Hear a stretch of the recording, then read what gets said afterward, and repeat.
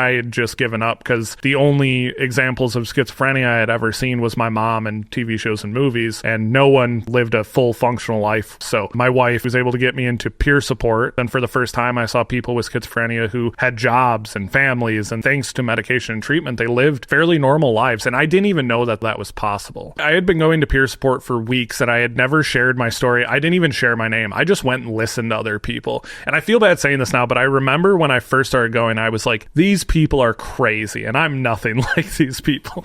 But it was like, that was my mindset. I didn't want to compare myself to people with schizophrenia or people with mental illness. And finally, after weeks of attending, there was a day where I heard a person living with schizophrenia. He was having his first kid, and he finally had just gotten a full-time job, and he at one point was struggling with addiction and homeless, living with schizophrenia. And I was like so parallel to my story, and I'm like, that's incredible. I decided that day that I was going to share my own story. And as soon as I got done, I felt like a huge weight lift out, because I didn't tell anyone. I wasn't talking to family about it. But as soon as that meeting got done, another woman who had been attending the group and also not sharing and not talking, she came up to me as soon as the session was over, and she told me that me sharing my story inspired her to come back the following week and share her story. Right there, I was like, oh, my story made a difference in someone else's life. And I was so inspired in that moment. I reached back out to Nami, who hosted the peer support group meeting I was in, and I was like, I want to get more involved.